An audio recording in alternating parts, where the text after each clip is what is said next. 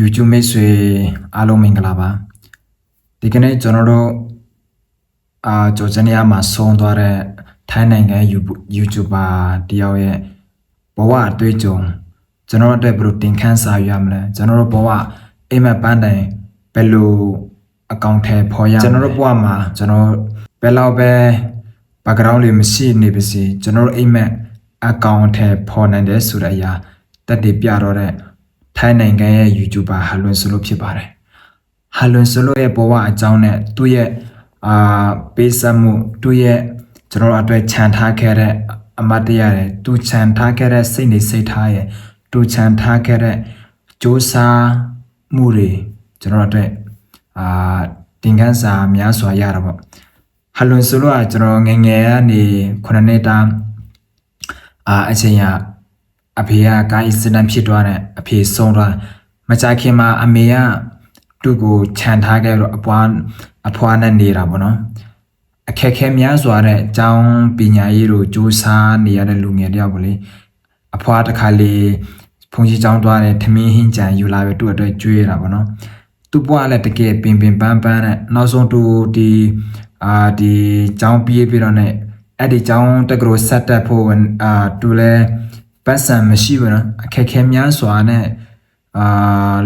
ကြော်ဖြတ်လာပြီပေါ့နော်ဒီတက္ကသိုလ်ပြီးတဲ့အထိ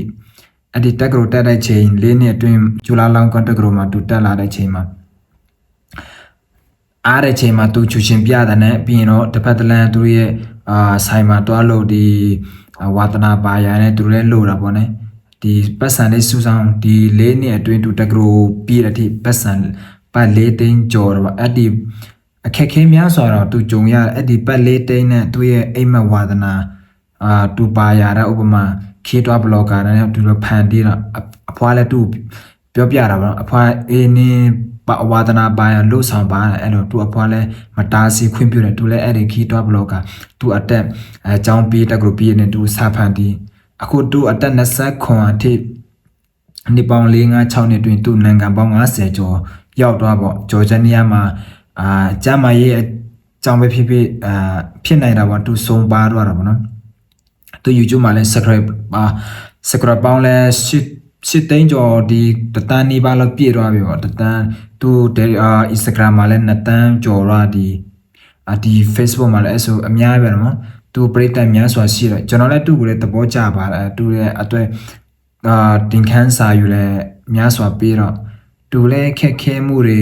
များစွာကြော်ဖြတ်လာ background မှာဘာမှကူညီထောက်ပံ့ပေးလို့မရှိဘူးနော်အခက်ခဲတွေကြော်လာပြီသူရဲ့အိမ်မက်ပန်းတိုင်သူရဲ့ကြိုးစားမှုသူရဲ့ဖြစ်ချင်တဲ့အရာကိုယ်တိုင်ပုံဖော်တီဆောက်ရတော့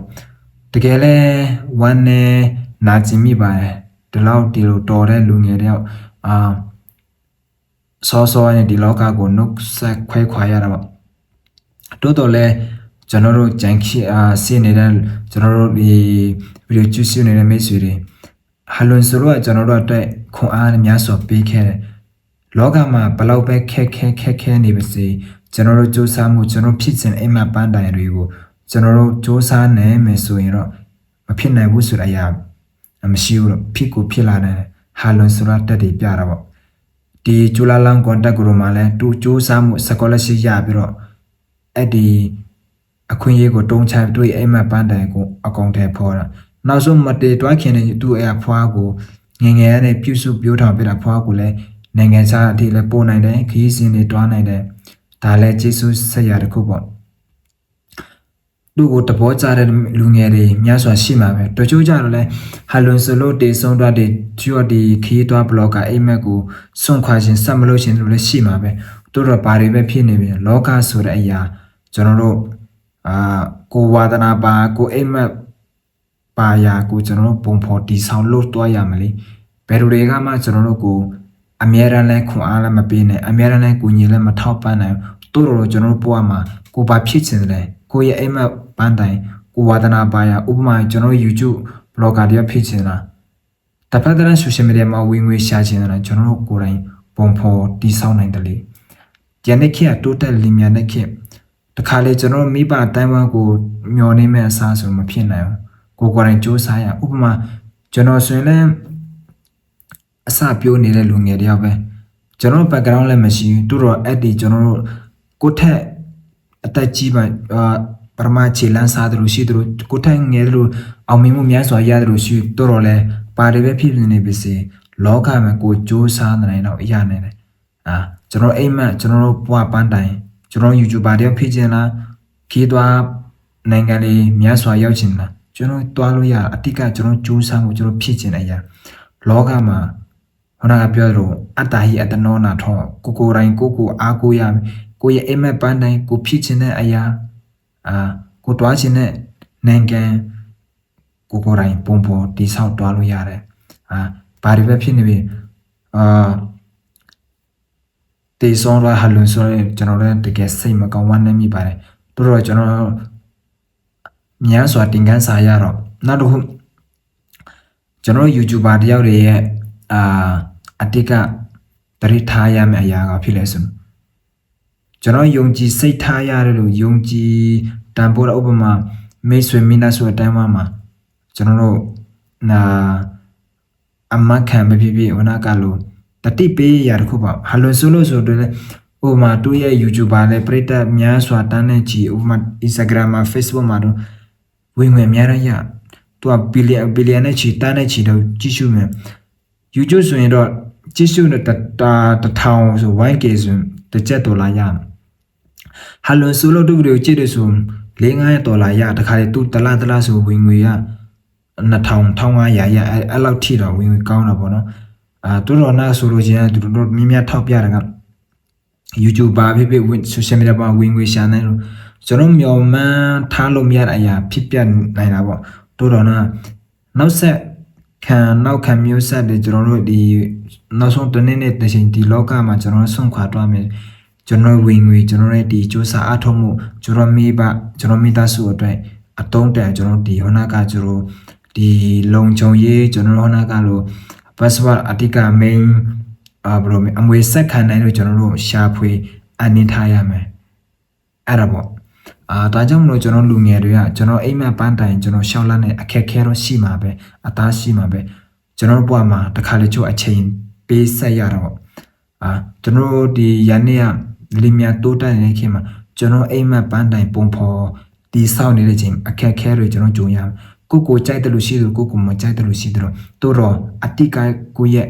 အိမ်မက်ဝါဒနာတွေအကောင့်ထဲပေါ်ဖို့အရေးကြီးဟလွန်ဆိုလို့ကျွန်တော်အဲ့များစွာတင်ကန်းစာပေးတယ်သူရဲ့စူးစမ်းမှုငယ်ကနှွေးထွေးမှုလည်းများစွာမရခဲ့ပေမဲ့သူရဲ့စူးစမ်းမှုစိတ်ခိုင်မာမှုအောင်မြင်တဲ့ YouTuber တွေဖြစ်လာတယ်ဒါကြောင့်တော့ကျွန်တော်လူငယ်တွေပဲလူကြီးပဲကျွန်တော်အိမ်မက်ပန်းတိုင်ကိုပုံဖော်တိဆောက်ခြင်းနဲ့ရကိုတိုင်းဖန်တီးတိဆောက်နိုင်တယ်ဒါကြောင့်မလို့မိတ်ဆွေYouTube မိတ်ဆွေအားလုံးပဲဖြစ်ကျွန်တော်တို့ကိုဝါဒနာပါရကိုဖန်တီးတိဆောက်ခြင်းနဲ့ရဖန်တီးတိဆောက်ပါဘလောက်ပဲအခက်ခဲတွေရှိနေပြီစီကိုရဲ့အိမ်မက်ပန်းတိုင်ကိုရဲ့ဝါဒနာဘယ်တော့မှရှုံးမပေးနဲ့ဘယ်တော့မှလက်မြောက်နေတဲ့အတိကကိုရဲ့အိမ်မက်ပန်းတိုင်ကိုဖြစ်ချင်တဲ့အရာကိုပုံဖော်တည်ဆောက်နိုင်တယ်ဒါကြောင့်မလို့ဟလွန်ဆိုလို့ရဲ့ကျွန်တော်အတွက်များစွာပေးဆက်ခဲ့ပြီးကျွန်တော်တဲ့ဘလို့တင်ခန်းစာရတူပွားမှာလဲမပြည့်မစုံတဲ့ပွားမှာစူးစားပြီးတော့ကိုဝါဒနာပါရတပွားတခါရတဲ့လူပွားမှာဘလို့ပုံဖော်တည်ဆောက်ရမယ်လားကျွန်တော်တို့များစွာတင်ခန်းစာရဖြစ်ပါတယ်ဒါကြောင့်မလို့လောကမှာဘယ်လောက်ပဲလောကရန်လာမိမိရဲ့စူးစမ်းမှုမိရဲ့ဖြစ်ခြင်းတဲ့အိမ်မက်ပန်းတိုင်ကိုဆက်လက်အကောင့်ထဲပေါ်ကြပါလို့ပြောချင်ပါတယ် YouTube မိတ်ဆွေအားလုံးညီကိုမောင်နှမအားလုံးစိတ်ချမ်းသာကိုကြမ်းပါကြပါစေအိမ်မက်ပန်းတိုင်တွေကိုအကောင့်ထဲဖော်နိုင်ကြပါစေလို့ဆုတောင်းမေတ္တာပို့အပ်ပါအားလုံးစိတ်ချမ်းသာကြပါစေ